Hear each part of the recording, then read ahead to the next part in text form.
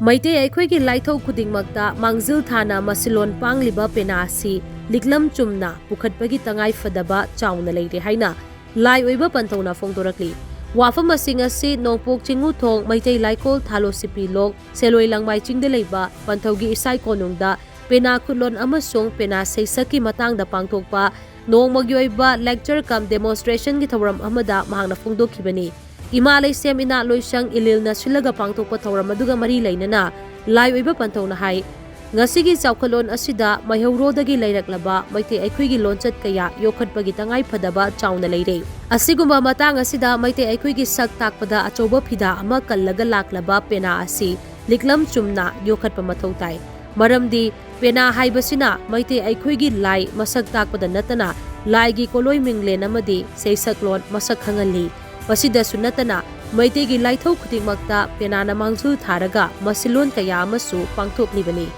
seisak londa Hindustani Western Sankirtan amadi maitei seisak haidana tongan tongana lei hairiba seisak lon singasi thawram ama hektada saknai adubu pena seisak londi top na leiribani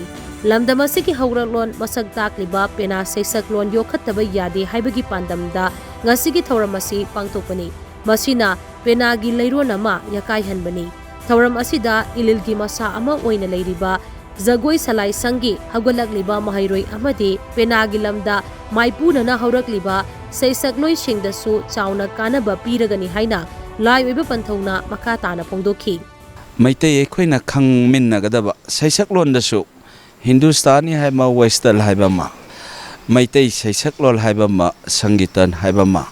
mahaki leiriba Khongjom Praba Samaina Ladiba Seisaklon Sigi Manungsida Aikoi program amo oina thawram amo oina miyamgi mamangsida paksakta sakpadi yai adobo masigi manungsida aikoigi penagi seisaklon simadi aikoigi leipak ama kalliba oibanina pena seisakse akoi yokhattaba yade aikoini hinglingai matamda hek hingliba mioiba kauba aikoi sina aikoigi lamdam sigi oiba maitaigi hingba sidade aikoina maitai oiba sidade lei ama gi manungda lei mana maron se leibada asugumna maitai aikoigi hingkalakpadasu maron leibanina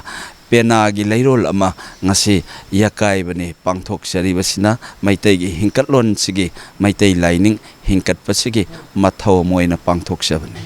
Thawram aduda Pena Khutlon amasung Pena Seisaki maramda wangang kiba Manipuri folk music ki saknairaba scholar amasung Sangit Natak Academy Award Kundrakpam Kulachandra hai Hauziki matamda Pena Asi kandaba yadaba potlam shingi manungda ama oire maite aikoigi sak takpada Pena na achoba mafam ama kallaga leiribani lamdam asigi culture ga mari leinaba musical instrument amadi seisak puthou hairabadi Pena amasung Pena seisak natana atei leite Pena seisak asi mamangai gi matam ga changdamnabada ahongba khara dilei hairiba ahongba asi atei kari sunnate masidi mamangai gi seisak adu hauziki matamda yauna sakpa ngamdabani masina maram oiraga Penagi seisakta manaraktaba manbagi phibam ama urakpani Khudam oina Pena seisaki sikap amasung khulang haibagi mong matawasi mamangai gi adugumna haiba ngamlaktabagi mamitai hainasu Kulachandra makataki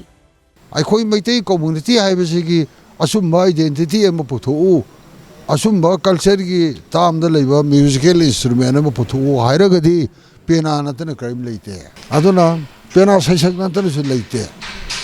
aduna angang singsi ai warsu wana moji aina khangba khara bawda I tambiramage ta apkiramage moi mayamsi khanganlage na aina si sacrifice torokpani adugi mathakta Panthou na su si laiko na si gi daita puna maglauriba laiko na si puthokna bahona bada karam tabu singnadana ai tawdabya de na nipa thona sokthore yarga laiko na si lingkhakriba Panthou sina ai wanda baba ma si agang hingta smain tawse na haibado adudagi ai nomajing khuding ine class tawdorisi